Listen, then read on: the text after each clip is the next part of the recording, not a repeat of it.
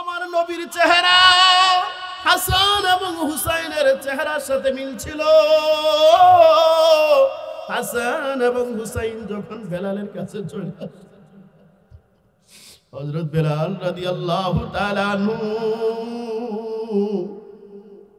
নবীর নাতি হাসান এবং হুসাইনকে দেখার সাথে বুকের মধ্যে জড়িয়ে ধরলেন।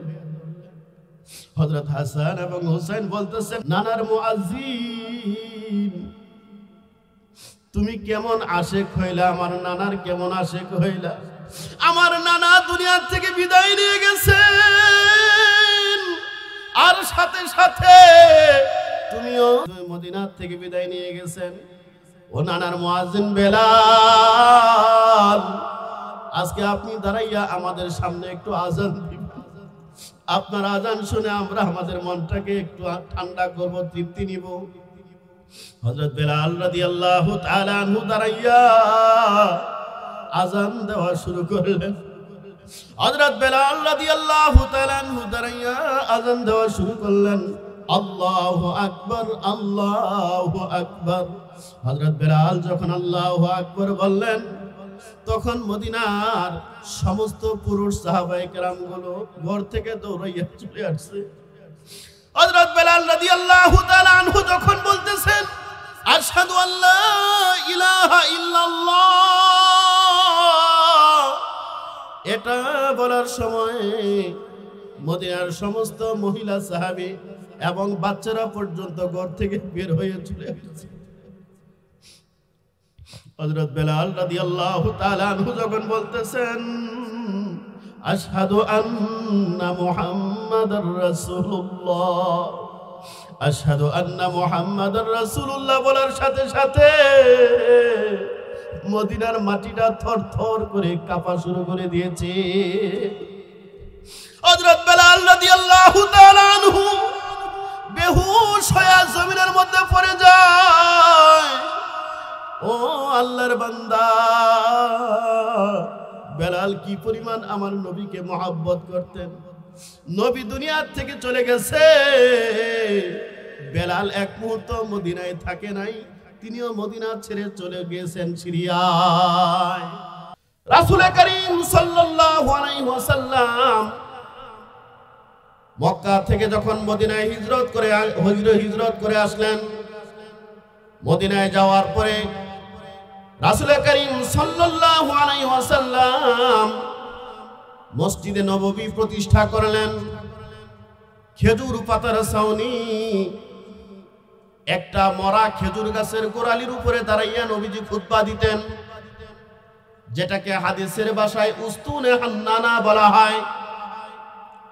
রাসূল করিম সাল্লাল্লাহু আলাইহি ওয়াসাল্লাম ওই মরা খেজুর গাছের গোড়ালির উপরে দাঁড়াইয়া সাহাবায়ে কেরামের সামনে খুতবা দিতেন। একদিন সাহাবায়ে কেরাম বললেন, ইয়া রাসূলুল্লাহ, আপনি যদি আমাদেরকে অনুমতি দেন, আমরা আপনার জন্য কাপ দিয়া একটা উন্নত মেম্বার বানাইয়া দেই। আমাদের মসজিদগুলোতে এখন উন্নত মেম্বার বানানো হয় কি হয় না? সাহাবায়ে কেরাম রাদিয়াল্লাহু তাআলা আনহুম নবী আলাইহিস সালাতু ওয়াস সালামকে বললেন, ইয়া রাসূলুল্লাহ,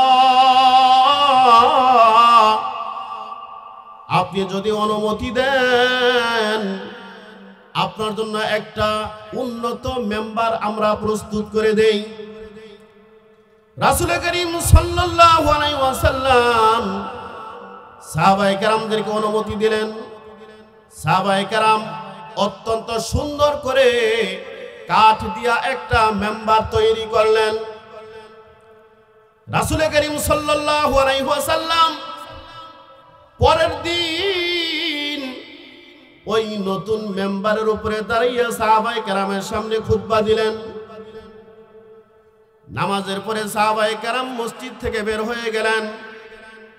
রাসূল করিম মসজিদ থেকে এখনো বের হন নাই। এমন সময় নবীজি গুনগুন গুনগুন করে কান্নার আওয়াজ শুনতে পান। রাসূল করিম সাল্লাল্লাহু আলাইহি ওয়াসাল্লাম দাঁড়াইয়া চতুর্দিকে লক্ষ্য করতেছেন কে কান্না করতেছে, কে কান্না করতেছে, কিন্তু কোথাও তো কোনো মানুষ দেখা যায় না। কান্নার আওয়াজ কোথা থেকে আসে? কিছুক্ষণ পর নবী আলাইহিস সালাতু ওয়াস সালাম দেখতে পেলেন যেই মরা খেজুর গাছের গোড়ালির উপরে দাঁড়াইয়া নবী আলাইহিস সালাতু ওয়াস সালাম খুতবা দিতেন, সেই মরা খেজুর গাছের গোড়ালি গুনগুন গুনগুন করে কান্না করতেছে। রাসূল করিম সাল্লাল্লাহু আলাইহি ওয়াসাল্লাম দৌড়াইয়া আয়েশা ওই মরা খেজুর গাছের গোড়ালিটাকে বুকের মধ্যে জড়াইয়া ধরলেন। ধরানোর সাথে ওই উস্তুনে হান্নানা মরা খেজুর গাছের গোড়ালিটার কান্না থেমে গেল। নবী আলাইহিস সালাতু ওয়াস সালাম বললেন, কি ব্যাপার, কান্না করতেছো কেন? উস্তুনে হান্নানা বলতেছেন, ইয়া রাসূলুল্লাহ, এ পর্যন্ত আপনি আমার উপরে দাঁড়াইয়া খুতবা দিতেন, এখন তো আপনার জন্য নতুন একটা মেম্বার তৈরি করা হয়েছে, আপনি তো আজকে মেম্বারের উপরে দাঁড়াইয়া খুতবা দিলেন, আমি তো আপনার সুহবত থেকে অনেক দূরে সরে গেলাম। ওগো আল্লাহর নবী, আমি আপনাকে এত মহব্বত করি, আপনার থেকে আমি দূরে সরে গেলাম, এই জন্য আমি আর কান্না থামাইতে পারি নাই, আমি কান্না শুরু করে দিয়েছি। রাসূল করিম সাল্লাল্লাহু আলাইহি ওয়াসাল্লাম বলতেছেন, না, কান্না করার প্রয়োজন নাই।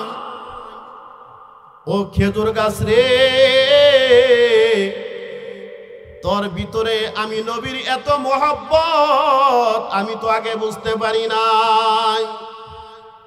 যা, আমি তোকে কথা দিলাম, পরকালে আমি যে জান্নাতে অবস্থান করব, ওই জান্নাতে আমার সাথে তুইও অবস্থান করবি। আল্লাহু আকবার। মুসলমান ভাইরা আমার, এই একটা মরা খেজুর গাছ, তার ভিতরে আমার নবীর মহব্বত থাকার কারণে ওই খেজুর গাছটাও আমার নবীর সাথে থাকবে। কোথায়? জান্নাতে থাকবে। শুধু তাই নয়, নবী আলাইহিস সালাতু ওয়াস সালাম জীবিত থাকা অবস্থায় যেই উটনির উপরে সওয়ার হয়ে চলতেন, ওই উটনিকে বলা হয় কাসওয়া। নামটা কি বললাম? কাসওয়া উটনি। নবী আলাইহিস সালাতু ওয়াস সালাম যেই দিন দুনিয়া থেকে বিদায় নিয়ে চলে গেলেন, ওই নবীদের কাসওয়া উটনি এত কান্নাকাটি করেছে রে বাবা, এত কান্না করেছে, 3 দিন পর্যন্ত কোনো খাবার গ্রহণ করেন নাই, 3 দিন পর্যন্ত কোনো পানি পান করে নাই রে বাবা। নবী আলাইহিস সালাতু ওয়াস সালামের বিয়োগ বেদনায় সেই উটনি 3 দিন পর্যন্ত কান্না করেছে, কোনো খাবার পানীয় গ্রহণ করে নাই। শেষ পর্যন্ত সে আর নবীর মহব্বতের কারণে নবীর বিয়োগ বেদনা সহ্য করতে না পেরে ওই উটনিটা কূপের ভিতরে ঝাঁপ দিয়ে আত্মহত্যা করেছে। রাসূল করিম সাল্লাল্লাহু আলাইহি ওয়াসাল্লাম বলেন, ও আমার সাহাবায়ে কেরাম, আমার ওই উটটাও আমার মহব্বত থাকার কারণে তার ভিতরে ওই উটনিও আমার সাথে জান্নাতে অবস্থান করবে। ওই মিশরের যুবতী মহিলারা ইউসুফ আলাইহিস সালাতু ওয়াস সালামের চেহারার দিকে তাকাইয়া তাদের হাতের আঙ্গুলগুলো চাকু দিয়া কাইটা ফেলাইছিল। জানেন না আপনারা? আম্মা জান আয়েশা সিদ্দিকা রাদিয়াল্লাহু তাআলা আনহা বলেন, ওই মিশরের যেই মহিলারা ইউসুফ আলাইহিস সালাতু ওয়াস সালামের চেহারার দিকে তাকাইয়া হাত হাতের ফল কেটে তাদের আঙ্গুলগুলো কাইটা ফেলাইছিল। আর ওই মহিলারা যদি আমার নবী মুহাম্মদুর রাসূলুল্লাহ সাল্লাল্লাহু আলাইহি ওয়াসাল্লামের চেহারার দিকে তাকাইতো, তাহলে ওই মহিলারা শুধু হাতের আঙ্গুল নয়, তাদের কলিজা কাইটা ফেলাইতো, এরপরেও তারা বুঝতে পারতো না। আল্লাহু আকবার। আমার নবী কেমন সৌন্দর্যের অধিকারী ছিলেন! ইউসুফ আলাইহিস সালাতু ওয়াস সালাম সৌন্দর্যের অধিকারী ছিলেন, আমার নবীও সৌন্দর্যের অধিকারী ছিলেন রে বাবা। তবে দুই সৌন্দর্যের মধ্যে ব্যবধানটা কেমন ছিল? আম্মা জান আয়েশা সিদ্দিকা রাদিয়াল্লাহু তাআলা আনহা বলেন, ইউসুফ আলাইহিস সালাতু ওয়াস সালাম ছিল সাদা সৌন্দর্যের অধিকারী, আর আমার নবী ছিলেন লাল সৌন্দর্যের অধিকারী। আপনারা বলেন, সাদা সৌন্দর্য ভালো না লাল সুন্দর ভালো? আমার নবী লাল সুন্দরের অধিকারী ছিলেন। আমার নবীর চেহারার দিকে তাকাইয়া অনেক কাফের কালেমা পড়ে মুসলমান হয়ে গেছে। বলেন সুবহানাল্লাহ। কালেমা পড়ে মুসলমান হয়ে গেছে শুধু চেহারার দিকে তাকাইয়া। আমার নবী এত সৌন্দর্যের অধিকারী ছিলেন, আল্লাহ তাআলা আমার নবীকে বানাইয়া আল্লাহ নিজেই আমার নবীর উপরে আশিক হয়ে গেছে। বলেন সুবহানাল্লাহ। তাহলে সৌন্দর্যের দিকে যদি লক্ষ্য করতে হয়, আমার নবী সৌন্দর্যের দিকে এক নম্বরের সৌন্দর্যের অধিকারী ছিলেন। এজন্য ভালোবাসতে হবে কাকে? আমার নবীকে ভালোবাসতে হবে। দুই নম্বর আসেন, অবদানের কারণে মানুষ মানুষকে ভালোবাসে। আমার নবীর অবদান আমাদের উপরে কেমন জানা দরকার আছে না নাই? উম্মতের উপরে আমার নবীর অবদানটা কেমন জানা দরকার আছে না নাই? হাসরের ময়দান যখন কায়েম হয়ে যাবে,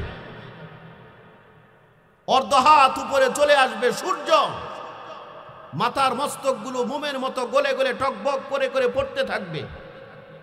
হাসরের ময়দানটা তামা হয়ে যাবে, সমস্ত মানুষ পানির পিপাসায় উপরের দিকে হা করে তাকিয়ে থাকবে। অত্যন্ত ভয়াবহ মুসিবতের জায়গা হাসরের ময়দান। সমস্ত হাসরের মানুষগুলো বলতে থাকবে, আহারে হাসরের ময়দানের অবস্থা তো আমাদের এত ভয়াবহ হয়ে গেছে, এ হাসরের ময়দানে এক মুহূর্ত অবস্থান করা তো আমাদের সহ্য হচ্ছে না। আজকে যদি এমন কোন আল্লাহর বান্দা থাকতো যে আল্লাহ তাআলার সামনে দাঁড়াইয়া আমাদের জন্য একটু শাফাআত করবে, যে ওগো আল্লাহ জান্নাত দাও আর জাহান্নাম দাও, বিচার কার্যটা অতি তাড়াতাড়ি শুরু করে ফেলো। সমস্ত হাসরের মানুষগুলো চলে যাবে বাবা আদম নবীর কাছে। আদম আলাইহিস সালাতু ওয়াস সালামের কাছে যাওয়ার পরে বলবে, ওগো আদম, আমাদের বাবা আদম আল্লাহ রাব্বুল আলামিন সর্বপ্রথম আপনাকে দুনিয়ার মধ্যে মানুষ হিসাবে বানাইছেন, আপনি হলেন আমাদের আব্বা। ওগো বাবা আদম, দেখেন না আপনার সন্তানগুলো কত মুসিবতের মধ্যে আছে, দেখেন না পুরা হাসরের ময়দানে আপনার সন্তানগুলো কত কষ্টের মধ্যে আছে।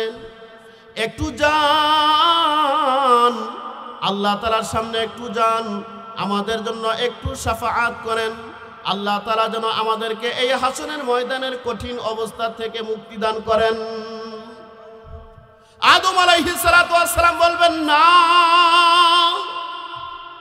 আজকে আল্লাহ রাব্বুল আলামিনের দরবারে দাঁড়ানোর সাহস আমার নাই। আল্লাহ রাব্বুল আলামিন আজকে ভীষণ রাগে রাগান্বিত হয়ে অবস্থান করতেছেন, কাহার রূপ ধারণ করে আছেন। আল্লাহ তাআলার সামনে দাঁড়ানোর সাহস আমার নাই, শাফাআত করব তো দূরের কথা। আপনারা যান নূহ নবীর কাছে, নূহ নবীর কাছে যাইয়া বলেন, হয়তোবা নূহ নবী আল্লাহ তাআলার সামনে শাফাআত করতে পারবে। সমস্ত হাসরের মানুষগুলো চলে যাবে নূহ নবীর কাছে। যাওয়ার পরে বলবেন, ও নূহ নবী, আল্লাহ রাব্বুল আলামিন আপনাকে দুনিয়ার মধ্যে সর্বপ্রথম রাসূল হিসাবে প্রেরণ করেছেন। ওগো নবী, দেখেন না আজকে আমরা কত পেরেশানির মধ্যে আছি। একটু যান আল্লাহ তাআলার সামনে যাইয়া আমাদের জন্য একটু শাফাআত করবেন।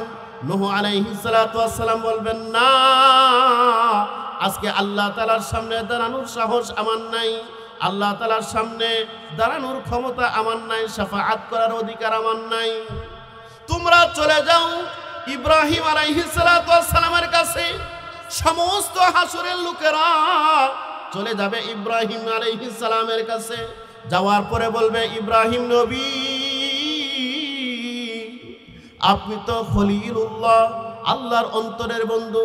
আজকে দেখেন না আমরা হাসরের ময়দানে কত পেরেশানির মধ্যে আছি। একটু যান আল্লাহ তাআলার সামনে আমাদের জন্য একটু শাফাআত করেন। ইব্রাহিম আলাইহিস সালাতু ওয়াস সালাম একই কথা বলবেন যে, না, আজকে আল্লাহ তাআলার সামনে দাঁড়ানোর ক্ষমতা আমার নাই, আল্লাহ তাআলার সামনে শাফাআত করার ক্ষমতা আমার নাই। ইব্রাহিম আলাইহিস সালাতু ওয়াস সালাম বলবেন, তোমরা চলে যাও মূসা নবীর কাছে। সমস্ত হাসরের লোকেরা চলে যাবে মূসা নবীর কাছে। যাওয়ার পরে বলবেন, ও মূসা নবী, আপনি তো হলেন কালিমুল্লাহ, আপনি তো সাধারণ কোনো নবী নন, আপনি তো দুনিয়াতে থেকে আল্লাহ তাআলার সাথে সরাসরি কথা বলেছেন, আপনি হলেন কালিমুল্লাহ। দেখেন না আমরা আজকে কত পেরেশানির মধ্যে আছি। একটু যান আল্লাহ তাআলার সামনে যাইয়া আমাদের জন্য একটু শাফাআত করেন, শাফাআত করেন। মূসা আলাইহিস সালাম একই কথা বলবেন, না, আজকে আল্লাহ তাআলার সামনে দাঁড়ানোর ক্ষমতা আমার নাই, শাফাআত করতে পারবো না।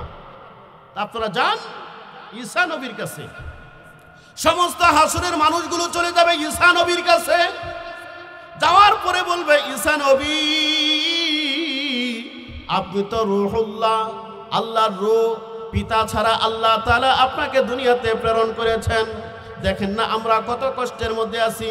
একটু যান আল্লাহ তাআলার সামনে যাইয়া আমাদের জন্য একটু শাফাআত করেন। ঈসা আলাইহিস সালাতু ওয়াস সালাম বলবেন, না, আজকে আল্লাহ তাআলার সামনে দাঁড়ানোর অধিকার আমার নাই, সাহস আমার নাই। তখন ঈসা আলাইহিস সালাম বলবেন, ও হাসরের লোকেরা, তোমরা আসো আমার সাথে, আমি তোমাদেরকে আজকে এমন একজন নবীর কাছে নিয়ে যাব, আজকে একমাত্র ওই নবীর মাধ্যমেই সম্ভব হবে আল্লাহ তাআলার সামনে শাফাআত করার। বলেন সুবহানাল্লাহ। সমস্ত হাসরবাসীগুলো চলে যাবে। আপনার আমার নবী, রহমতের নবী, মায়ার নবী, আকায়ে নামদার, তাজদারে মদিনা, মুহাম্মাদুর রাসূলুল্লাহ সাল্লাল্লাহু আলাইহি ওয়াসাল্লামের কাছে চলে যাবে। যাওয়ার পরে বলবেন, ও আখিরি পয়গম্বর নবী মুহাম্মদ, দেখেন না আজকে হাসরের ময়দানে আমরা কত কষ্টের মধ্যে আছি। একটু যান আল্লাহ তাআলার সামনে যাইয়া আমাদের জন্য একটু শাফাআত করেন। তখন আমার নবী, দিনের নবী, মায়ার নবী এক দৌড় দিয়া আল্লাহ রাব্বুল আলামিনের সামনে যাইয়া কুদরতি পায়ের মধ্যে সিজদায় পড়ে যাবেন। আল্লাহু আকবার। আল্লাহর সামনে সিজদায় পড়ে যাবেন এবং চোখের পানি ফেলে তিনি কান্না করতে থাকবেন এবং আল্লাহ তাআলার প্রশংসা করতে থাকবেন সিজদায় পড়ে। আমার নবী, নবী আলাইহিস সালাতু ওয়াস সালাম বলবেন, ও সাহাবায়ে কেরাম, সেই দিন আমি আল্লাহর সামনে সিজদায় পড়ে এমন প্রশংসা করব, এমন প্রশংসা করব যে প্রশংসার কথাগুলো স্বয়ং আল্লাহ আমাকে শিখাইয়া দিবেন। সুবহানাল্লাহ। প্রধানমন্ত্রীর কাছে যদি আবেদন করা হয়, দরখাস্ত লেখা হয়, বা মন্ত্রণালয়ে যদি কোনো দরখাস্ত বা আবেদন লেখা হয় কোনো অনুদানের জন্য, তাহলে আপনি আমি যে কেউ কোনো সাদা কাগজের মধ্যে লিখে দিলে কি কবুল হয়ে যাবে? কথা বলেন, গ্রহণযোগ্য হয়ে যাবে? না। প্রধানমন্ত্রীর কাছে, এমপি মন্ত্রীর কাছে, কোন মন্ত্রণালয়ে আবেদন করতে হলে, দরখাস্ত লিখতে হলে ওই দরখাস্তটা কেমন হবে, তার ভাষা কি হবে, তার সিস্টেম কি হবে, এটা মন্ত্রণালয়ের পক্ষ থেকে নির্ধারণ করা থাকে। থাকে কি থাকে না? দরখাস্ত লিখে দেওয়া থাকে, ওইটা পূরণ করে জমা দিলে কি হয়ে যায়? কবুল হয়ে যায়। ঠিক তেমনি ভাবে আল্লাহ তাআলা বলেন, সেই দিন আমি কাহার রূপ ধারণ করে হাসরের মাঠে অবস্থান করব। কেউ আমার রাগকে দূর করতে পারবে না, একমাত্র আমার বন্ধু আখিরি পয়গম্বর মুহাম্মদুর রাসূলুল্লাহ আমার সামনে সিজদায় পড়ে আমার প্রশংসা করবে। আর প্রশংসাগুলো কি হবে? আমি আল্লাহ আমার নবীকে প্রশংসার কথাগুলো শিখাইয়ে দিব। বলেন সুবহানাল্লাহ। ওই নবী যখন আমার শিখানো কথা দিয়া আমার প্রশংসা করবে, আমি আল্লাহর রাগটা দূরীভূত হয়ে আমার দিলটা একদম নরম হয়ে যাবে। বলেন সুবহানাল্লাহ। আল্লাহ রহমান রাহিম হয়ে যাবেন। সেই দিন আমার নবী শুধু উম্মতে মুহাম্মাদের জন্য শাফাআত করবেন না, সেই দিন আমার নবী শুধু ঈমানদারের জন্য শাফাআত করবেন না, বরং আল্লাহর নবী আদম আলাইহিস সালাতু ওয়াস সালাম থেকে নিয়া কিয়ামত পর্যন্ত যত উম্মত দুনিয়াতে আগমন করবে, সমস্ত উম্মতের জন্য আমার নবী সেই দিন আল্লাহর সামনে শাফাআত করবেন। বলেন সুবহানাল্লাহ। আপনারা বলেন, আমাদের উপরে, উম্মতের উপরে আমার নবীর অবদান কম না বেশি? আদম আলাইহিস সালাম, ইব্রাহিম আলাইহিস সালাম, নূহ নবী, মুসা নবী, সমস্ত নবীগণ নাফসি নাফসি বলতে থাকবে, আহারে আমার কি হবে, আমার কি হবে। একমাত্র আপনার আমার নবী, উম্মতের দরদে নবী মুহাম্মদুর রাসূলুল্লাহ উম্মতি উম্মতি বলে পুরা হাসরের ময়দান দৌড়াইতে থাকবে। বলেন সুবহানাল্লাহ। সাহাবায়ে কেরাম রাসূল করিম সাল্লাল্লাহু আলাইহি ওয়াসাল্লামকে জিজ্ঞাসা করলেন, ইয়া রাসূলুল্লাহ, আমরা তো দুনিয়াতে যখন আমাদের মন চায় আপনার সামনে উপস্থিত হইয়া আপনার সাথে কথা বলি, যখনই মন চায় আপনাকে আমরা দেখতে পারি। ওগো আল্লাহর নবী, হাসরের ময়দানে কোটি কোটি মানুষগুলো একই মাঠের মধ্যে জমা থাকবে। আদম আলাইহিস সালাতু ওয়াস সালাম থেকে নিয়া কিয়ামত পর্যন্ত সমস্ত মানুষগুলো একটা মাঠের মধ্যে জমা থাকবে। ওগো আল্লাহর নবী, সেই হাসরের ময়দানে কোটি কোটি মানুষের মধ্যে আমরা আপনাকে কোথায় খুঁজে পাবো? রাসূল করিম সাল্লাল্লাহু আলাইহি ওয়াসাল্লাম বলেন, ও আমার সাহাবায়ে কেরাম, সেই দিন কোটি কোটি মানুষের মধ্যে তোমরা আমাকে 3 জায়গায় তালাশ করবা। ওই 3 জায়গায় তালাশ করলে তোমরা আমাকে খুঁজে পাইবা। সর্বপ্রথম তোমরা আমাকে তালাশ করবা হাউজে কাউসারের সামনে।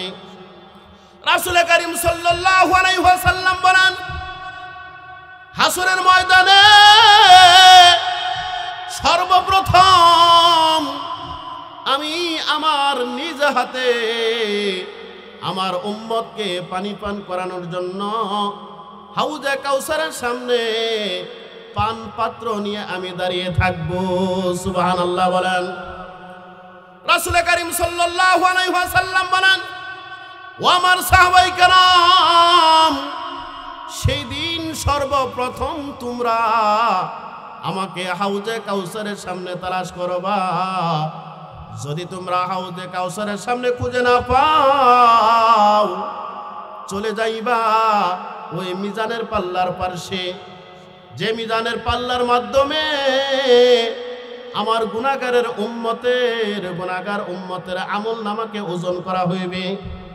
রাসূল করিম সাল্লাল্লাহু আলাইহি ওয়াসাল্লাম বলেন, ও আমার সাহাবায়ে কেরাম, সেই দিন আমি আমার গুনাহগার উম্মতের নেকির পাল্লাটাকে ভারী করার জন্য আমি নবী সেই দিন মিজানের পাল্লার পাশে দাঁড়িয়ে থাকবো।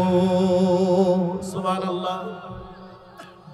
রাসূল করিম সাল্লাল্লাহু আলাইহি ওয়াসাল্লাম বলেন, ও আমার সাহাবায়ে কেরাম, যদি তোমরা আমাকে তালাশ করে হাউজে কাউসারের সামনে না পাও, চলে যাইবা মিজানের পাল্লার পাশে। মিজানের পাল্লার পাশেও যদি তালাশ করে না পাও, 3 নম্বরে চলে যাবা তোমরা পুলসিরাতের পুলের সামনে। রাসূল করিম সাল্লাল্লাহু আলাইহি ওয়াসাল্লাম বলেন, সেই দিন আমার গুনাহগার উম্মত যদি গুনাহের কারণে সেই পুলসিরাত যদি পার না হইতে পারে রে বাবা, আমি আমার সেই গুনাহগার উম্মতটাকে পার করানোর জন্য পুলসিরাতের কুলের সামনে দাঁড়িয়ে যাব রে বাবা। আমার কোন একটা উম্মত যেন আটকা পড়ে না যায়, এই জন্য আমি পুলসিরাতের কুলের সামনে দাঁড়িয়ে থাকব। আমি নবী শাফাআতের মাধ্যমে ওই গুনাহগার উম্মতকে পুলসিরাত পার হওয়ার ব্যবস্থা করে দেব।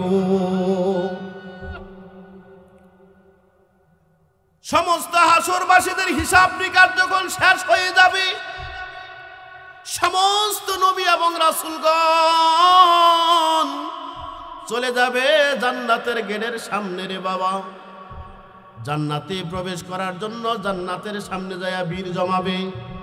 জান্নাতি বান্দারা চলে যাবে জান্নাতের গেটের সামনে, কিন্তু দেখবে না না, দারোয়ান তো জান্নাতের গেট বন্ধ কইরা রাখছে, গেট তো খুলে না। নবী আলাইহিস সালাতু ওয়াস সালাম যারা ছিল তারা বলবেন, কি ব্যাপার, আমাদের জন্য তো জান্নাতের ফয়সালা হয়ে গেছে, গেট কেন খুলতেছেন না, আমরা জান্নাতে যাব। সেই দিন জান্নাতের দারোয়ান বলবে, যতক্ষণ পর্যন্ত আখিরি নবী খাতামুন নবিয়্যিন সাইয়্যিদুল মুরসালিন নবী জান্নাতে প্রবেশ না করবে, ততক্ষণ পর্যন্ত কোন নবী এবং রাসূল এবং একটা উম্মত জান্নাতে প্রবেশ করতে পারবে না। তখন সমস্ত নবীগণ তাকিয়ে থাকবে, আখিরি পয়গম্বর কোথায়, তাকিয়ে দেখবে সমস্ত নবী এবং রাসূলগণ জান্নাতে যাওয়ার জন্য জান্নাতের সামনে দণ্ডায়মান, কিন্তু আমার আপনার নবী, রহমতের নবী, দয়ার নবী, উম্মতি উম্মতি বলে পুরা হাসরের ময়দানে দৌড়াইতেছে। আল্লাহু আকবার। একটা বাচ্চাওয়ালা মুরগি যেমন একটা বাজ পাখি তার বাচ্চাটাকে সবল দিয়ে নিয়ে যাইতে চায়, তখন ওই বাচ্চাটাকে বাঁচানোর জন্য মুরগিটা পাগলের মতো হয়ে যায় রে বাবা। ওই বাচ্চাটাকে বাঁচানোর জন্য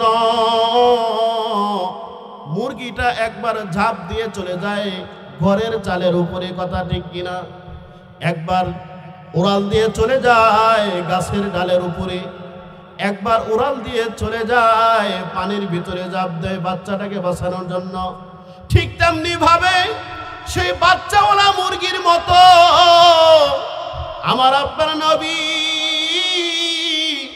উম্মতের জন্য পাগল করা হইয়া আমার নবী উম্মতি উম্মতি বলে বলে তিনি পুরা হাসরের ময়দানে দৌড়াইতে থাকবে আর বলতে থাকবেন, আমার একটা গুনাহগার উম্মতকে জাহান্নামে রাইখা আমি নবী জান্নাতে প্রবেশ করব না।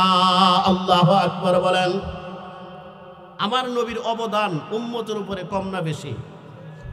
অবদানের কারণে নবীকে যদি ভালোবাসতে হয় তাহলে সবচেয়ে বেশি ভালোবাসতে হবে কাকে? আমার নবীকে, কথা ঠিক কিনা? দুনিয়ার বন্ধু পরকালে কোনো কাজে আসবে না। আমার পিতামাতা আমার জন্য, সন্তানের জন্য জীবন দিয়ে দিবে দুনিয়াতে, কিন্তু পরকালে অস্বীকার করবে। পিতামাতা বলবে সন্তানকে, আমাদের তো দুনিয়ার মধ্যে কোনো বিবাহ হয় না, আবার সন্তান কোত্থেকে হবে রে, আমাদের তো কোনো বিবাহ হয় নাই। সন্তান বলবে আমার কোনো পিতামাতা ছিল না, ভাই বলবে আমার কোনো ভাই ছিল না, বোন বলবে আমার কোনো বোন ছিল না।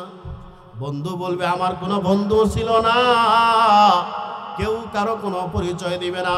সেই দিন একমাত্র আমার আপনার নবী উম্মতি উম্মতি বলে পুরা হাসরের ময়দানে দৌড়াইতে থাকবে।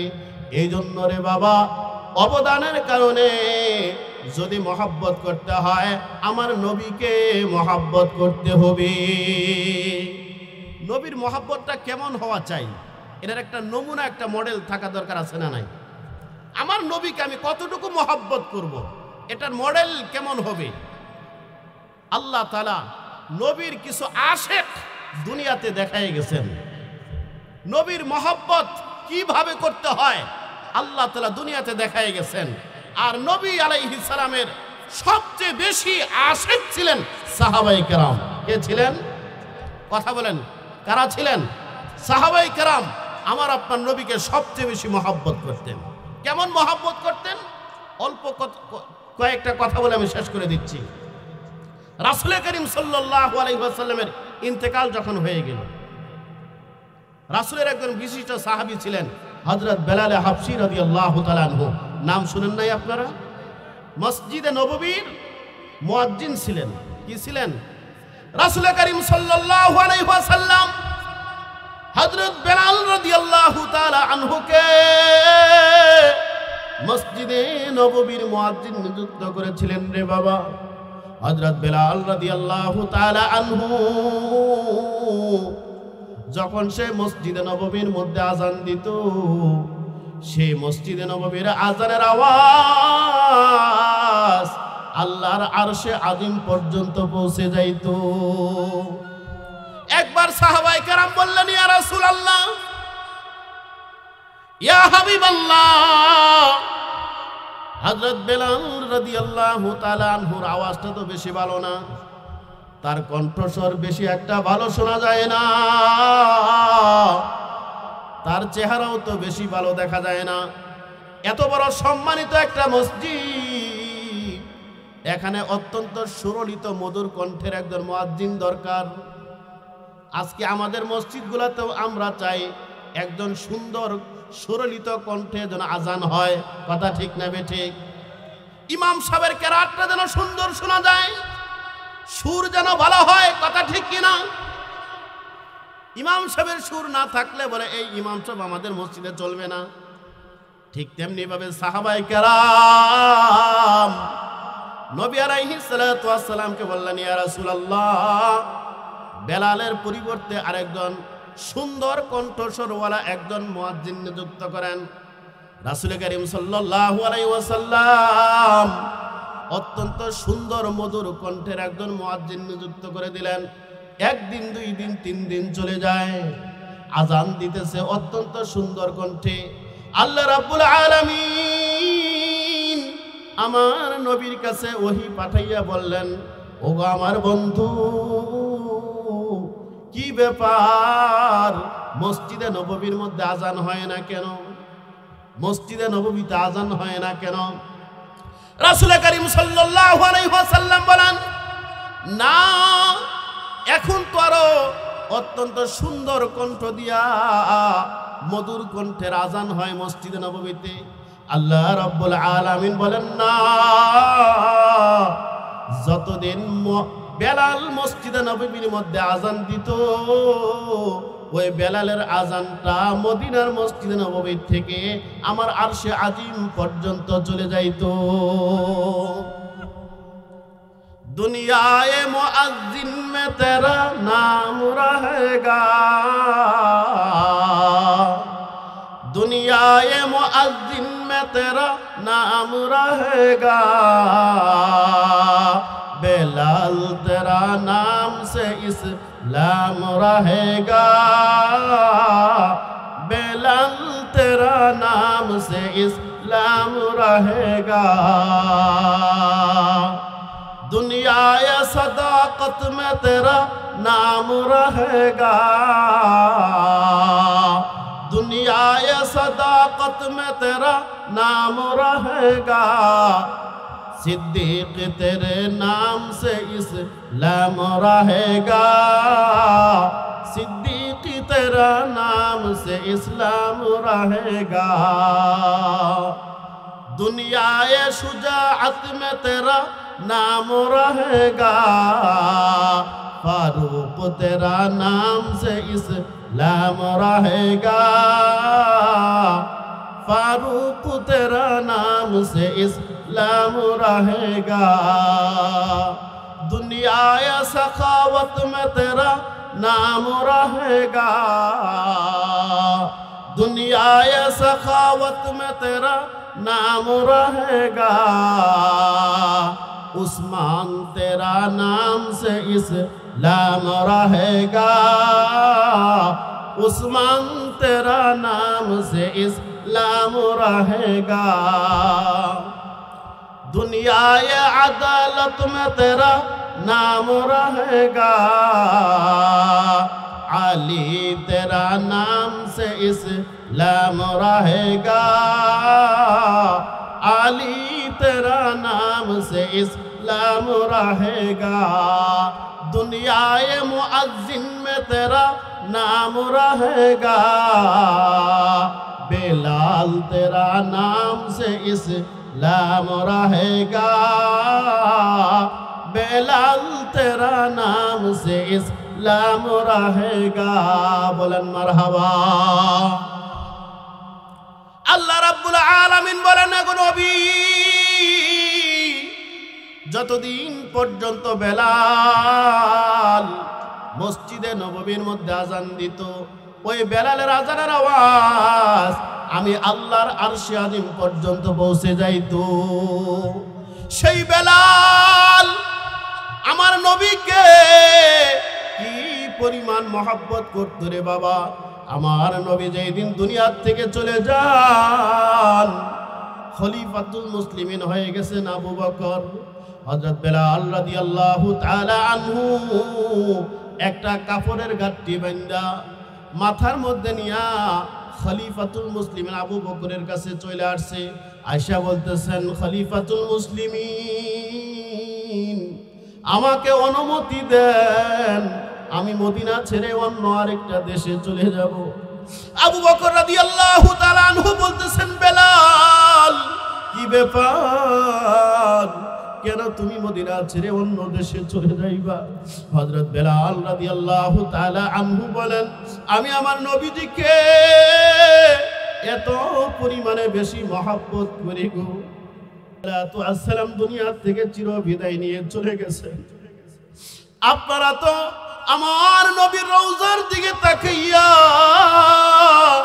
সবুর করতে পারেন, কিন্তু আমি বেলাল আমার নবীর রওজার দিকে তাকাইয়া আমি জমিনের উপরে দাঁড়াইয়া থাকতে পারি না। হযরত বেলাল রাদিয়াল্লাহু তাআলা আনহু বলতেছেন, খলিফাতুল মুসলিমিন, আমাকে বিদায় দেন।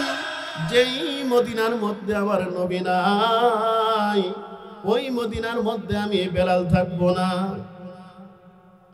যে আজানের পরে আমার নবী ইমামতি করবে না, ওই আজান আমি বেলাল মদিনায় দিব না। হযরত বেলাল রাদিয়াল্লাহু তাআলা আনহু বিদায় নিয়া মদিনা থেকে চলে গেলেন তিনি সিরিয়ায়। সিরিয়ায় যাওয়ার পরে সেখানে থাকেন, আর মদিনায় তিনি ফিরে আসেন না। অনেক দিন চলে গেল রে বাবা। রাসূল করিম সাল্লাল্লাহু আলাইহি ওয়াসাল্লাম এক রজনীতে বেলাল রাদিয়াল্লাহু তাআলা আনহুকে স্বপ্ন দেখাইলেন। নবীজি বলতেছেন, বেলাল, কি ব্যাপার, তুমি আমার কেমন আশিক হইলে রে বেলাল? মদিনার এমন কোন সাহাবী নাই আমার রওজার পাশে আইসা আমাকে সালাম দেয় নাই, মদিনার এমন কোন মানুষ নাই আমি নবীর কবরটা জিয়ারত করে নাই। কিন্তু রে বেলাল, অনেক দিন হয়ে গেল তুমি আমার রওজার পাশে আইয়া আমাকে সালাম দিলে না, তুমি আমার রওজার একটু জিয়ারত করলে না। স্বপ্ন ভেঙে গেল। হযরত বেলাল রাদিয়াল্লাহু তাআলা আনহু আর একটা মুহূর্ত তিনি সিরিয়ায় অবস্থান করতে পারে নাই। হযরত বেলাল সে কাপড়ের গাঁটটি আবার মাথায় নিয়ে কান্না করতে করতে করতে করতে সিরিয়া থেকে আবার মদিনায় চলে আসলেন। আসার পরে রাসূলের রওজার পাশে দাঁড়াইয়া বেলাল রাদিয়াল্লাহু তাআলা আনহু বলতেছেন, আসসালামু আলাইকা ইয়া রাসূলুল্লাহ, আসসালামু আলাইকা ইয়া হাবিবাল্লাহ। ওগো আল্লাহর নবী, আপনার আশিক বেলাল চলে আসছে আপনার রওজার পাশে। হযরত বেলাল রাদিয়াল্লাহু তাআলা আনহু নবী আলাইহিস সালাতু ওয়াস সালামের রওজার পাশে দাঁড়াইয়া নবীজিকে সালাম দিতেছেন আর কান্না করতেছেন। শেষ রজনীতে নতুন মুয়াজ্জিন মসজিদে চলে আসছে আযান দেওয়ার জন্য। আয়েশা দেখে নবীজির মুয়াজ্জিন বেলাল নবীর রওজার পাশে বসে বসে কান্না করতেছে। ওই সাহাবী মদিনার সমস্ত সাহাবায়ে কেরামদেরকে ডাক দিয়ে বলতেছে, তোমরা কে কোথায় আছো, চলে আসো। নবীর মুয়াজ্জিন বেলাল সে মদিনায় চলে আসছে। এই কথা বলার সাথে সাথে সাহাবায়ে কেরাম বেলাল রাদিয়াল্লাহু তাআলা আনহুর কাছে চলে আসছে। আসার পরে বলতেছে, বেলাল কি ব্যাপার, নবীও মদিনা থেকে বিদায় নিয়ে চলে গেছেন, সাথে সাথে তুমিও মদিনা ছেড়ে চলে গিয়েছো। ও বেলাল একটু আজান দাও, একটু আজান দাও, আমরা তোমার জবানের আজানটা শুনে আমাদের অন্তরটা একটু ঠান্ডা করি। হযরত বেলাল রাদিয়াল্লাহু তাআলা আনহু বলতেছেন, না, আমি আজান দিব না। আমার আজানের পরে আমার নবী তো আইসা নামাজ পড়াবেন না। আমি আজানের পরে যেই নবী নামাজ পড়াবেন না, আমি বেলাল ওই আজান দিব না। এমন সময় হযরত আবু মুসা আশআরী রাদিয়াল্লাহু তাআলা আনহু বলতেছেন, ও সাহাবায়ে কেরাম, আমাদের কথায় বেলাল আর আজান দিবে না, তোমরা চলে যাও ফাতেমা রাদিয়াল্লাহু তাআলা আনহার ঘরে, তার দুইটা বাচ্চা নবীজির নাতিন হাসান এবং হুসাইনের কাছে। আজকে হাসান এবং হুসাইন আয়েশা যদি বেলালকে বলে বেলাল আজান দাও, বেলাল তাদের কথাকে ফালাইতে পারবে না, বেলাল আজান দিবে। সাহাবায়ে কেরাম দৌড়াইয়া গেলেন ফাতেমার ঘরে, হাসান এবং হুসাইনকে নিয়ে আসলেন। হাসান হুসাইন আমার নবীজির মুবারক চেহারা পেয়েছিলেন, নানার চেহারা নাতিরা পেয়েছিলেন, পায় কি পায় না, পায় কি পায় না, নানার চেহারা নাতিরা পায় কি পায় না। আমার নবীর চেহারা হাসান এবং হুসাইনের চেহারার সাথে মিল ছিল। হাসান এবং হুসাইন যখন বেলালের কাছে চলে আসে, হযরত বেলাল রাদিয়াল্লাহু তাআলা আনহু নবীর নাতি হাসান এবং হুসাইনকে দেখার সাথে বুকের মধ্যে জড়াইয়া ধরলেন। হযরত হাসান এবং হুসাইন বলতেছে, নানার মুয়াজ্জিন, তুমি কেমন আশেক হইলা, আমার নানার কেমন আশেক হইলা। আমার নানা দুনিয়া থেকে বিদায় নিয়ে গেছেন, আর সাথে সাথে তুমিও মদিনা থেকে বিদায় নিয়ে গেছেন। ও নানার মুয়াজ্জিন বেলাল, আজকে আপনি দাঁড়াইয়া আমাদের সামনে একটু আজান দিবেন। আপনার আজান শুনে আমরা আমাদের মনটাকে একটু ঠান্ডা করব, তৃপ্তি নিব। হযরত বেলাল রাদিয়াল্লাহু তাআলা আনহু দাঁড়াইয়া আজান দেওয়া শুরু করলেন। হযরত বেলাল রাদিয়াল্লাহু তাআলা আনহু দাঁড়াইয়া আজান দেওয়া শুরু করলেন। আল্লাহু আকবার, আল্লাহু আকবার। হযরত বেলাল যখন আল্লাহু আকবার বললেন, তখন মদিনার সমস্ত পুরুষ সাহাবায়ে কেরামগুলো ঘর থেকে দৌড়াইয়া চলে আসছে। হযরত বেলাল রাদিয়াল্লাহু তাআলা আনহু যখন বলতেছেন, আশহাদু আল্লা ইলাহা ইল্লাল্লাহ, এটা বলার সময় মদিনার সমস্ত মহিলা সাহাবী এবং বাচ্চারা পর্যন্ত ঘর থেকে বের হয়ে চলে আসছে। হযরত বেলাল রাদিয়াল্লাহু তাআলা আনহু যখন বলতেছেন, আশহাদু আন্না মুহাম্মাদার রাসূলুল্লাহ, আশহাদু আন্না মুহাম্মাদুর রাসূলুল্লাহ বলার সাথে সাথে মদিনার মাটিটা থরথর করে কাঁপা শুরু করে দিয়েছে। হযরত বেলাল রাদিয়াল্লাহু তাআলা আনহু বেহুশ হয়ে জমিনের মধ্যে পড়ে যায়। ও আল্লাহর বান্দা, বেলাল কি পরিমাণ আমার নবীকে মহব্বত করতেন। নবী দুনিয়ার থেকে চলে গেছে, বেলাল এক মুহূর্ত মদিনায় থাকে নাই, তিনিও মদিনা ছেড়ে চলে গিয়েছেন সিরিয়ায়। নবীর মহব্বত কেমন দরকার সাহাবায়ে কেরাম দেখায় গেছেন। তাদের জীবনের চাইতে আমার নবীকে বেশি মহব্বত করেছেন, তাদের সম্পদের থেকে আমার নবীকে বেশি মহব্বত করেছেন সাহাবায়ে কেরাম। আজকে বেলাল আমার নবীকে এত মহব্বত করার কারণে, তার ঈমানটা এত মজবুত থাকার কারণে নবী আলাইহিস সালাতু ওয়াস সালাম মেরাজের রজনীতে যখন জান্নাতে গিয়েছেন, বেলাল দুনিয়াতে আর নবী বেলালের পায়ের আওয়াজ শুনতে পেয়েছেন জান্নাতে। বলেন আল্লাহু আকবার। সাহাবায়ে কেরাম আমার নবীকে কেমন মহব্বত করতেন রে বাবা, আর কয়টা কথা আপনাদের সামনে বলবো।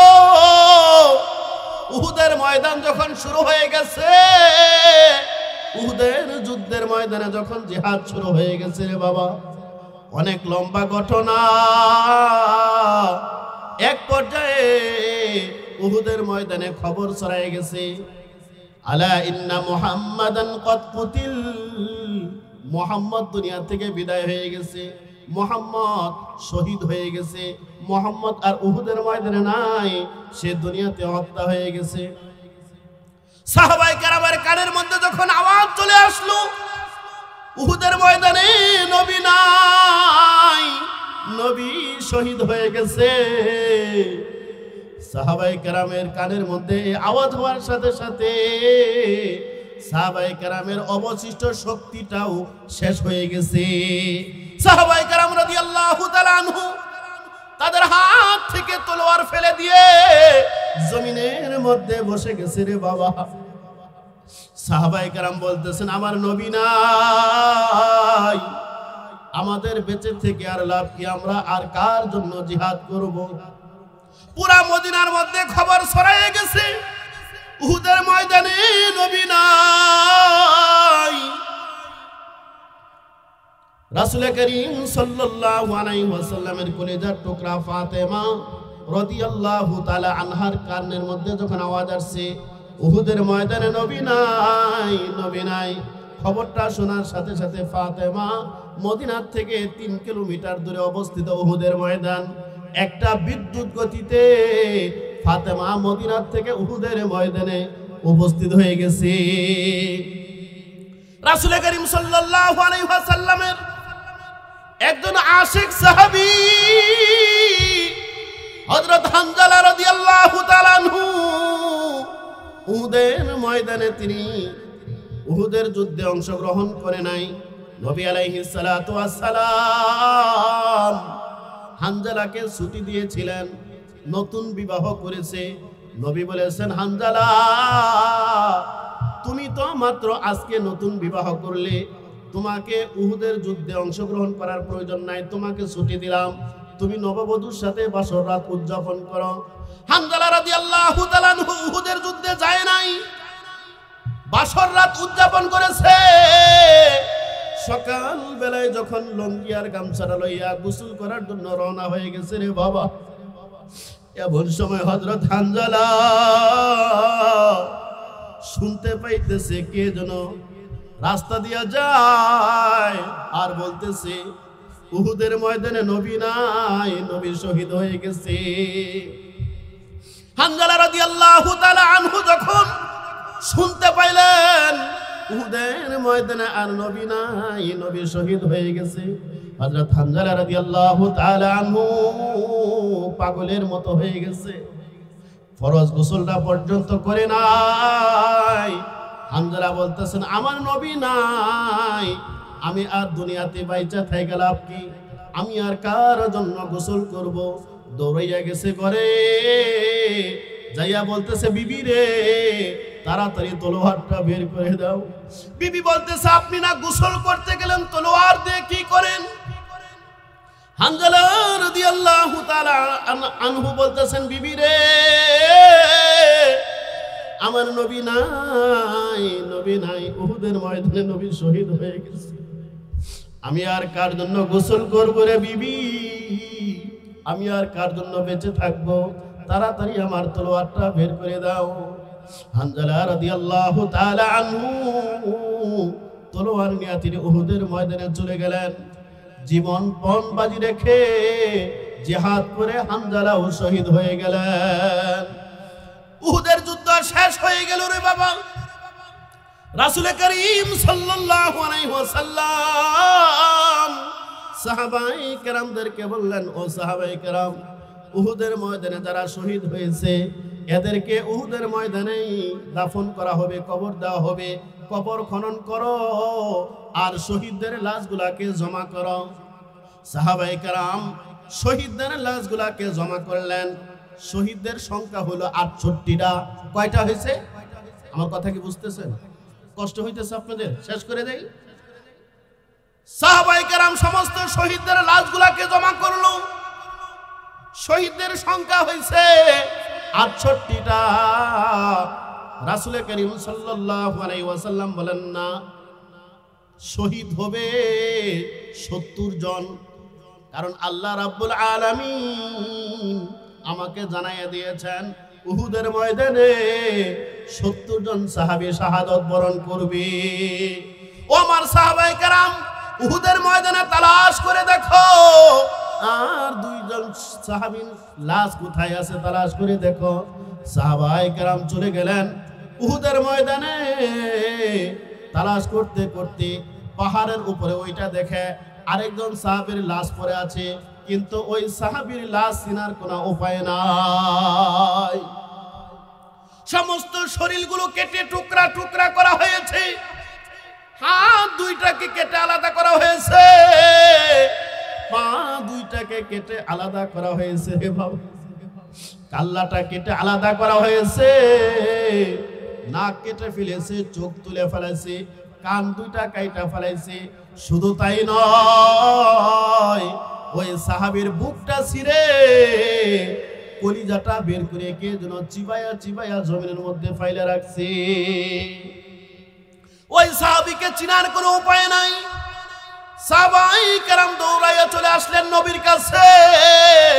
আয়েশা বলতেছেন, ইয়া রাসূলুল্লাহ, ওই তো পাহাড়ের উপরে একজন সাহাবীর লাশ দেখা যায়, কিন্তু ওই সাহাবীকে তো চিনা যায় না। তাকে একদম সমস্ত অঙ্গগুলো কেটে আলাদা করে ফেলা হয়েছে। বুকটা ছিঁড়ে কলিজাটা কে যেন বের করে চিবাই চিবাই ফেলাই রাখছে। আমরা চিনতে পারি নাই। আপনি একটু মেহেরবানি করে আয়েশা দেখেন।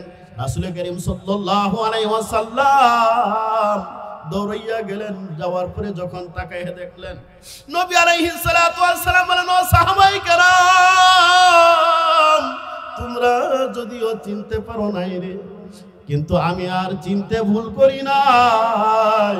এটা হলো আমার চাচা আমিরে হামজা। রাসূল করিম সাল্লাল্লাহু আলাইহি ওয়াসাল্লাম এমন নির্মমতা দেখে এমন কান্নাকাটি শুরু করে দিলেন রে বাবা। কান্না করতে করতে জমিনের উপরে বৈশা গেলেন। রাসূল করিম সাল্লাল্লাহু আলাইহি ওয়াসাল্লামের ফুফু সাফিয়া আসতেছেন। রাসূল করিম সাল্লাল্লাহু আলাইহি ওয়াসাল্লাম সাফিয়ার ছেলেকে বললেন, তুমি তোমার আম্মাকে যায়া বলো তার ভাই আমির হামজার লাশ যেন সে না দেখে। সে মহিলা মানুষ, সে তার ভাইয়ের লাশ দেখে নিজেকে সবর করতে পারবে না।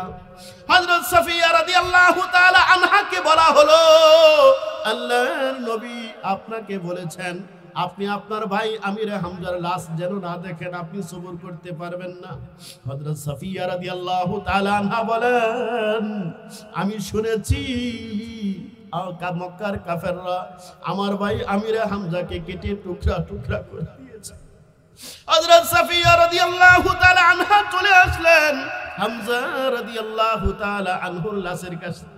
আয়েশা শুধু এতটুকুই বললেন, ইন্না লিল্লাহি ওয়া ইন্না ইলাইহি রাজিউন। দ্বীনের জন্য আরো বেশি কুরবানি করার দরকার। আল্লাহু আকবার বলেন। রাসূল করিম সাল্লাল্লাহু আলাইহি ওয়াসাল্লাম বলেন, ও সাহাবায়ে কেরাম, আমার চাচা হামজা রাদিয়াল্লাহু তাআলা আনহুর শরীরের টুকরাগুলোকে একটা কাপড়ের মধ্যে জড়ো কইরা ওই কাপড়টা সহ নবী আলাইহিস সালাতু ওয়াস সালাম সাহাবায়ে কেরামদেরকে নিয়ে আয়েশা অন্য শহীদদের সাথে রাখলেন।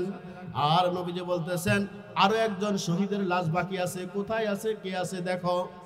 এমন সময় নবী আলাইহিস সালাতু ওয়াস সালাম তাকাইয়া দেখে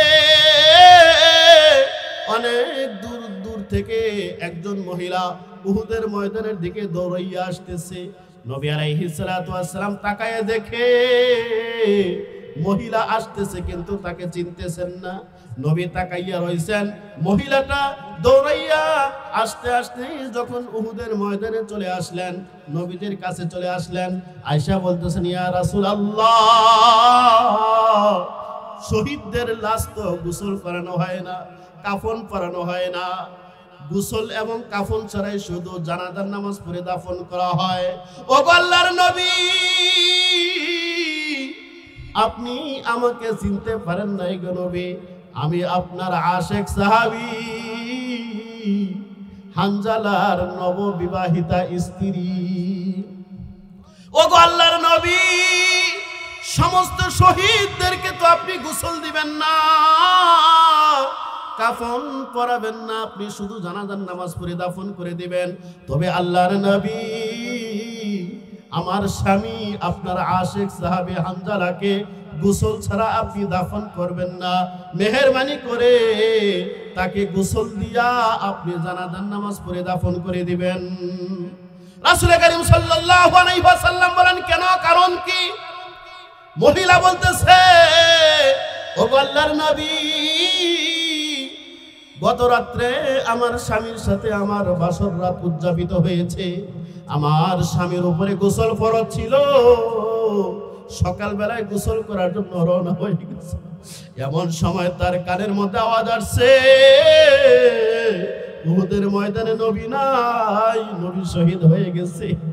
এই কথাটা শোনার সাথে সাথে আমার স্বামী ফরজ গোসল পর্যন্ত করে নাই, তলোয়ার নিয়ে উহুদের ময়দানে জিহাদ করে শহীদ হয়ে গেছে।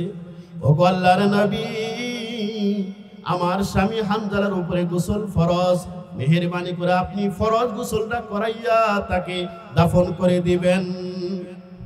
রাসূল করিম সাল্লাল্লাহু আলাইহি ওয়াসাল্লাম বলেন, সাহাবায়ে কেরাম, দেখো উহুদের ময়দানে তালাশ করে দেখো হানজালার লাশ কোথায় আছে। সাহাবায়ে কেরাম পুরা উহুদের ময়দান তন্ন তন্ন করে তালাশ করতেছে, কিন্তু কোথাও তো হানজালার লাশ খুঁজে পাওয়া যায় না। এমন সময় আমার নবী পেরেশান হয়ে গেলেন, আমার আল্লাহ কি আমার আশিক সাহাবী হানজালার উপরে নারাজ হয়ে গেল কিনা। ঠিক সেই মুহূর্তে হযরত জিবরাইল আলাইহিস সালাতু ওয়াস সালাম আসমান থেকে আমার নবীজির কাছে চলে আসছেন। রে বাবা, জিবরাইল আলাইহিস সালাতু ওয়াস সালাম আয়েশা বলতেছেন, আগো আল্লাহর নবী, আপনার আশিক সাহাবী হানজালার লাশ আপনি উহুদের ময়দানে তালাশ করে পাইবেন না। আপনি উপরের দিকে তাকাইয়া দেখেন, আল্লাহ রাব্বুল আলামিন আপনার আশিক সাহাবী হানজালাকে আসমানের উপরে উঠাইয়া নিয়ে গেছেন এবং আসমানের ফেরেশতা দিয়া জান্নাতের পানি দিয়া হানজালাকে গোসল করাইয়া দিয়েছেন। আল্লাহু আকবার। রাসূল করিম সাল্লাল্লাহু আলাইহি ওয়াসাল্লাম এরপরে সাহাবায়ে কেরামদেরকে বললেন, ও সাহাবায়ে কেরাম, উহুদের জমিনের মধ্যে হানজালাকে তালাশ করে কোনো লাভ নাই। আল্লাহ রাব্বুল আলামিন আমার আশিক সাহাবী হানজালাকে আসমানের পানি দিয়ে গোসল করাইয়া দিয়েছে। শেষ পর্যন্ত দেখা যায় সাহাবায়ে কেরাম এবং নবীজি সহ হানজালার লাশটাকে যখন গোসল করাইয়া উহুদের ময়দানে আল্লাহ পাঠাইয়া দিলেন, সাহাবায়ে কেরাম দৌড়াইয়া যাইয়া দেখে হানজালার মাথার চুল বেয়ে বেয়ে এবং দাড়ি বেয়ে বেয়ে জান্নাতের পানির ফোঁটা উহুদের ময়দানে পড়তেছে। আল্লাহর আশিক ওনারা ছিলেন, জীবন দিয়ে দিয়েছেন। নিজের সন্তানের থেকে, নিজের স্বামীর চাইতে, নিজের সম্পদের চাইতে, নিজের জীবনের চাইতে আমার নবীকে বেশি মহব্বত করতেন কারা? সাহাবায়ে কেরাম। ছোট্ট একটা কথা বলে আমি শেষ করে দেই 2 মিনিটের মধ্যে। শুধু পুরুষ সাহাবায়ে কেরাম আমার নবীকে ভালোবাসছে তাই নয়, আল্লাহর একজন আশিক মহিলা সাহাবী ছিলেন, আনসারী মহিলা। যখন শুনতে পেলেন উহুদের ময়দানে আমার নবী নাই, শহীদ হয়ে গেছে, ওই মহিলা মদিনা থেকে উহুদের ময়দানের দিকে দৌড় দিছে। সুবহানাল্লাহ বলেন। মহিলা কিছু দূর যাওয়ার পরে মানুষেরা বলতেছে, ও মহিলা, উহুদের ময়দানে যাইয়া কোনো লাভ হবে না। কই কারণ কি? কই কারণ হলো উহুদের ময়দানে যে তোমার আব্বা অংশগ্রহণ করেছিল সে শহীদ হয়ে গেছে। মহিলা বলতেছে, আমার আব্বা শহীদ হয়ে গেছে, কোনো সমস্যা নাই, আমি জানতে চাই আমার নবী উহুদের ময়দানে জীবিত আছে কিনা। আল্লাহু আকবার বলেন। এরপরে মহিলা সামনের দিকে দৌড় দিছে। কিছু দূর যাওয়ার পরে সাহাবায়ে কেরাম বলতেছেন, ও মহিলা, উহুদের ময়দানে যাইয়া কোনো লাভ নাই। কয় তোমার স্বামী উহুদের ময়দানে উহুদের যুদ্ধে অংশগ্রহণ করেছিল, তোমার স্বামীও শাহাদাত বরণ করেছে। মহিলা বলতেছে, আমার স্বামী শহীদ হয়ে গেছে, কোনো সমস্যা নাই, আমি জানতে চাই উহুদের ময়দানে আমার নবী জীবিত আছে কিনা। মহিলা আবার সামনের দিকে অগ্রসর হয়। কিছু দূর যাওয়ার পরে মানুষেরা বলতেছে, মহিলা, উহুদের ময়দানে যাইয়া কোনো লাভ নাই, তোমার যে সন্তানটা, তোমার যে ছেলেটা উহুদের যুদ্ধে অংশগ্রহণ করেছিল, তোমার সেই ছেলেটাও শহীদ হয়ে গেছে। মহিলা বলতেছে, আমার পিতা শহীদ হয়ে গেছে, কোনো সমস্যা নাই, আমার স্বামী শহীদ হয়ে গেছে, কোনো সমস্যা নাই, আমার ছেলেটাও শহীদ হয়ে গেছে, কোনো সমস্যা নাই, আমি জানতে চাই আমার নবী জীবিত আছে কিনা। আল্লাহু আকবার বলেন। সেই নবীর আশিক হওয়ার দরকার আছে না নাই? সেই নবীকে যদি আমরা মহব্বত করতে পারি, যার সাথে যার মহব্বত তার সাথে তার কিয়ামত। আমি যদি আমার নবীকে সত্যিকার অর্থে ভালোবাসতে পারি, মহব্বত করতে পারি, ওই নবীর হাতের হাউজে কাউসারের পানি আমি পান করতে পারবো ইনশাআল্লাহ। পারবো কি পারবো না? ওই নবীর শাফাত আমি হাসিল করতে পারবো, ওই নবীর সাথে আমি জান্নাতে অবস্থান করব ইনশাআল্লাহ। নবীর সাথে যারা দুশমনি করবে, নবীর বিরোধিতা যারা করবে, নবীর সুন্নতের উপরে যারা ছুরি লাগাবে, তাদের পরিণাম সে মক্কার আবু জাহেল, উতবা, সাইবা, নবীর সাথে দুশমনি করার কারণে তাদের যে পরিণতি হয়েছিল, এখনো পর্যন্ত কিয়ামত পর্যন্ত যারা আমার নবীর সাথে বিদ্বেষ পোষণ করবে, যারা আমার নবীর সাথে দুশমনি করবে, যারা আমার নবীকে নিয়ে কটাক্ষ করবে, সেই মক্কার কাফের আবু জাহেল, উতবা, সাইবাদের যে পরিণত হয়েছিল তাদের সেই একই পরিণতি হবে। কথা ঠিক না বেঠিক? আমরা আমাদের নবীর সাথে সেই আচরণ করতে চাই যেই আচরণ করেছেন আবু বকর সিদ্দিক। আমরা আমাদের নবীর সাথে সেই ব্যবহার করতে চাই যে ব্যবহার করেছিল উমরে ফারুক, যেই ব্যবহার করেছিল উসমানে গনি, যেই ব্যবহার করেছিল আলী। আমরা তাদের মতো আমরা আমাদের নবীকে মহব্বত করতে চাই কি চাই না? আল্লাহ তাআলা আমাদের সকলকে নবীজির পরিপূর্ণ মহব্বত, পরিপূর্ণ অনুকরণ করে দুনিয়ার থেকে যাওয়ার তৌফিক দান করুন। সর্বশেষ একটা আমলের কথা আপনাদেরকে বলি। রাসূল করিম সাল্লাল্লাহু আলাইহি সাল্লামের সুন্নতের অনুসরণ, এটাই হলো রাসূলের মহব্বত। রাসূল বলেন, মান আহাব্বা সুন্নতি ফাকাদ আহাব্বানি, যে ব্যক্তি আমার সুন্নতকে মহব্বত করলো সে মূলত আমাকে মহব্বত করলো। ওমান আহাব্বানি কানা মাই ফিল জান্নাহ, আর যে আমাকে মহব্বত করলো সে আমার সাথে জান্নাতে থাকবে। সুবহানাল্লাহ বলেন।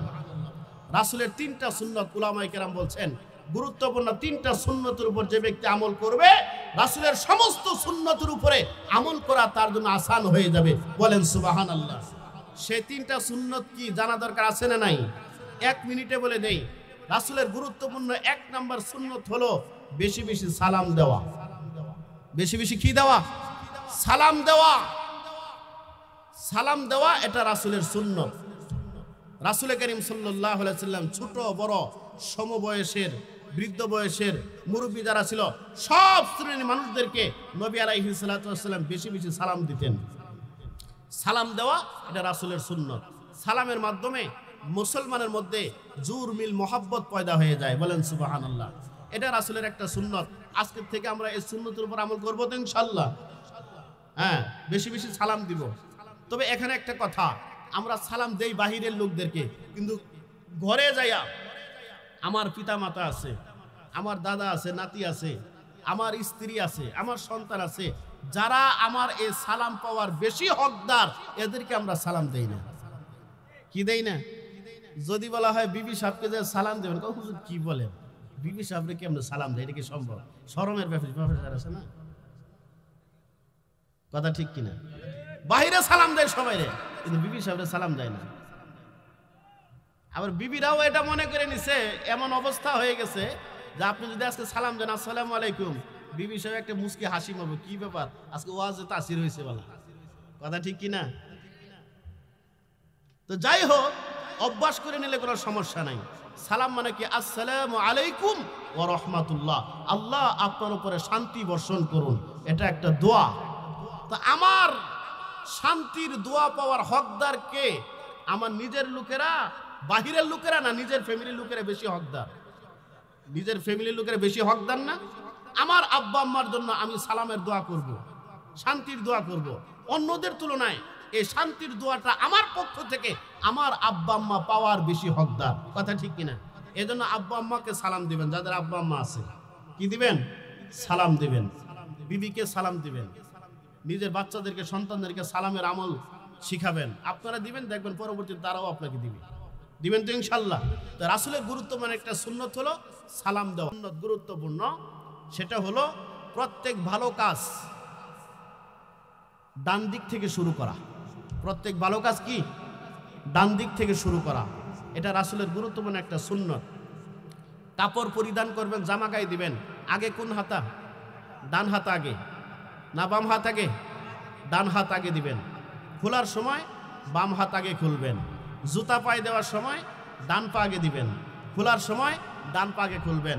ঘরে প্রবেশ করার সময় ডান পা দিয়ে প্রবেশ করবেন। বের হওয়ার সময় বাম পা দিয়ে আগে বের হবেন।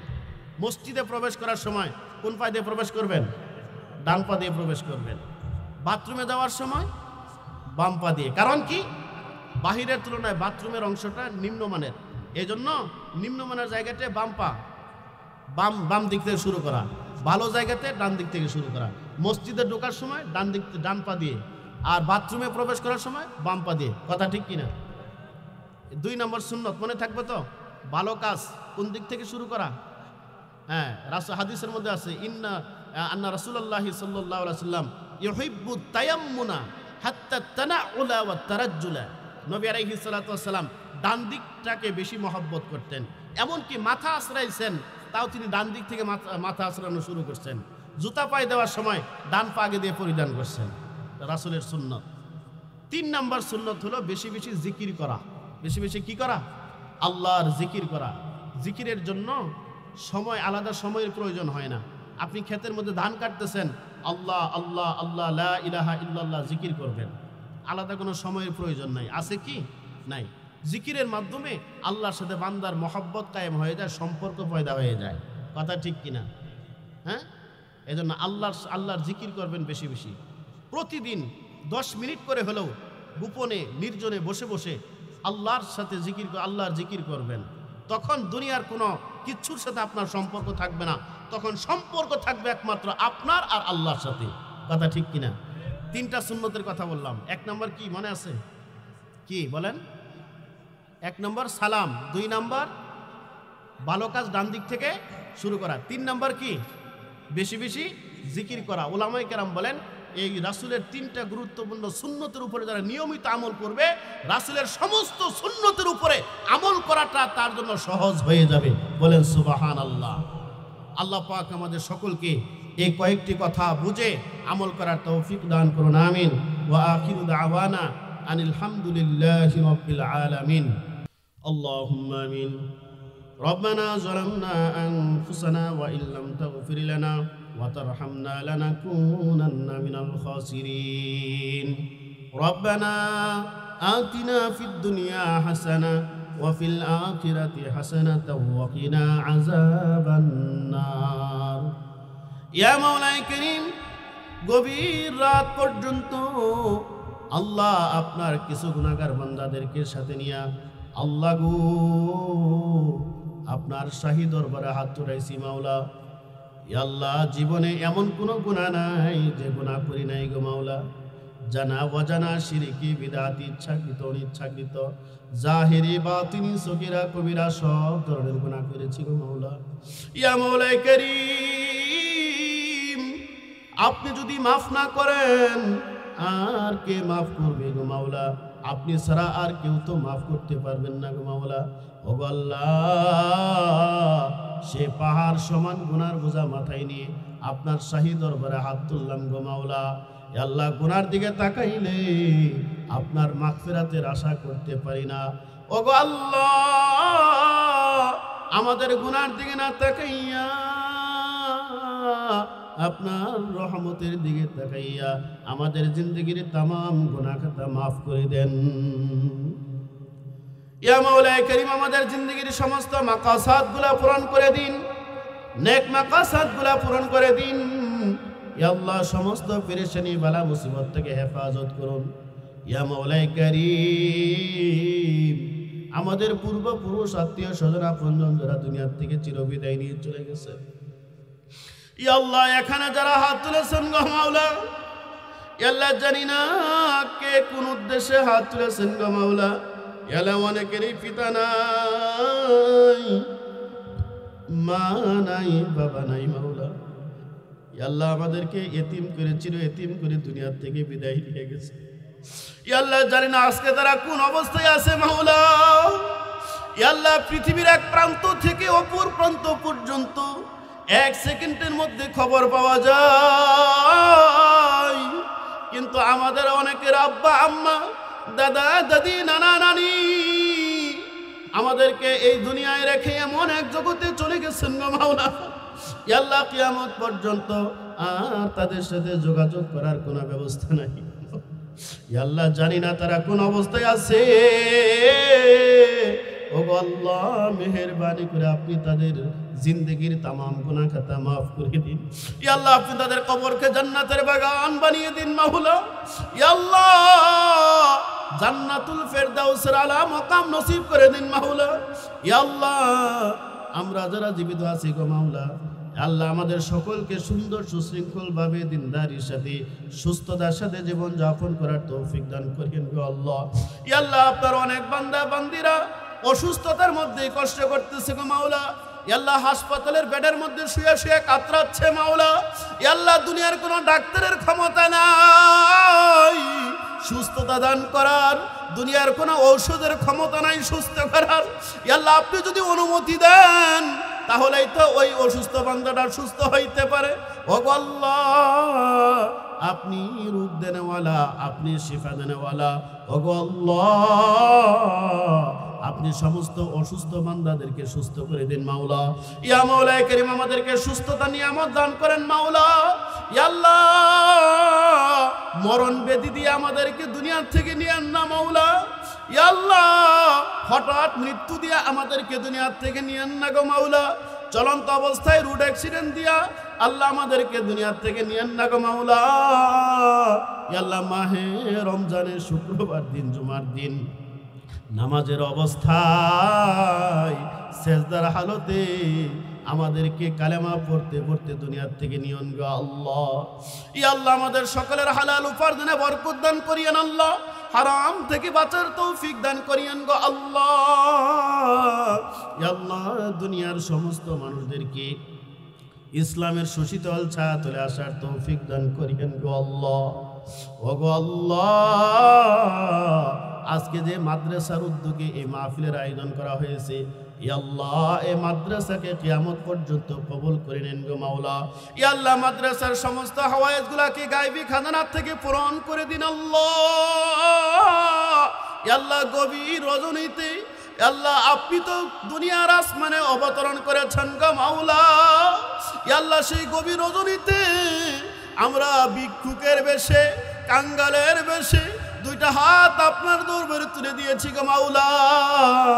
ইয়া আল্লাহ এই মাদ্রাসার সমস্ত মুহিব্বিন মুঈনিন আসাতিজা তলাবা সকলকে কবুল করে নিন মাওলা। ইয়া আল্লাহ মাদ্রাসার সমস্ত জরুরত গায়বী খাজানা থেকে পূরণ করে দিন গো মাওলা। ইয়া আল্লাহ যে সকল ছাত্রদের মাথার ভিতরে পাগড়ি প্রদান করা হয়েছে গো মাওলা, ইয়া আল্লাহ এই সকল হাফেজদেরকে আল্লাহ হাফেজে কুরআন হামিলে কুরআন আলেমে কুরআন হওয়ার তৌফিক দান করিয়েন আল্লাহ। ইয়া আল্লাহ এই মাহফিলের উসিলা করে মাওলা অত্র এলাকার সমস্ত মুর্তেগানদেরকে মাফ করে দেন মাওলা। ইয়া আল্লাহ আজকের এই মাহফিলকে ইয়া আল্লাহ অত্র এলাকার হেদায়েতের জরিয়া হিসেবে কবুল করে নেন গো মাওলা। ইয়া আল্লাহ হার কিসিমের বান্দা নিয়ে হাত তুলেছি গো মাওলা। ইয়া আল্লাহ পাকা দাড়িওয়ালা বাবাদেরকে নিয়ে হাত তুলেছি গো মাওলা। ইয়া আল্লাহ আপনার নবী বলেছেন একজন পাকা দাড়িওয়ালা আল্লাহর বান্দা যখন আল্লাহর কাছে দুইটা হাত তুলে দেয়, আল্লাহ রাব্বুল আলামিন পাকা দাড়িওয়ালা বান্দার হাত ফেরত দিয়ে খালি হাতে ফেরত দিতে লজ্জা বোধ করেন গো আল্লাহ। ও গো আল্লাহ পাকা দাড়িওয়ালা বাবাদেরকে নিয়ে হাত তুলেছি মাওলা। ইয়া আল্লাহ যুবক ভাইদেরকে নিয়ে হাত তুলেছি মাওলা। ইয়া আল্লাহ মাসুম নিষ্পাপ বাচ্চাদেরকে নিয়ে হাত তুলেছি মাওলা, যাদের আমল নামার মধ্যে কোনো গুনাহ নাই মাওলা। ইয়া আল্লাহ মাসুম বাচ্চাদের উসিলা করে ইয়া আল্লাহ আমাদের সকলের ইয়া আল্লাহ দোয়া দরখাস্ত কবুল মঞ্জুর করে নিন মাওলা। ইয়া আল্লাহ মাহফিলের শুরু থেকে নিয়ে এখন পর্যন্ত যে সকল উলামায়ে কেরাম কোরআন ও হাদিসের আলোকে সহি কথাগুলো বলেছেন, ইয়া আল্লাহ আমাদের সকলকে সহি কথাগুলোর উপরে আমল করার তৌফিক দান করিয়েন। ইয়া আল্লাহ এই মাহফিলকে কবুল করে নিন মাওলা। এই মাহফিলকে যারা এই পর্যন্ত বাস্তবায়ন করেছে, অর্থ দিয়া সহযোগিতা করেছে, শ্রম দিয়া সহযোগিতা করেছে, ইয়া আল্লাহ পরামর্শ দিয়ে সার্বিক সহযোগিতা করেছে, ও আল্লাহ আপনি তাদেরকে জাযায়ে খায়ের দান করিয়েন মাওলা। আপনি তাদেরকে জাযায়ে খায়ের দান করিয়েন গো মাওলা। ইয়া আল্লাহ যার হাত কেনা পছন্দ হয় তার হাতের উসিলা করে আমাদের সকলের দোয়া দরখাস্ত কবুল করে নিন। ও আল্লাহ পর্দার আড়ালে আমার অনেক দিনদার আবেদা সলিহা মা বোনেরা হাত তুলেছে গো মাওলা। ইয়া আল্লাহ জানি না কোন মা কোন বোন কি নিয়তে আপনার কাছে হাত তুলেছে গো মাওলা। ওই আল্লাহ ওই মা বোনের নেক মাকাসাদ গুলাকে পূরণ করে দিন আল্লাহ। ইয়া আল্লাহ আমাদের দোয়া দরখাস্ত কবুল মঞ্জুর করে নিন মাওলা।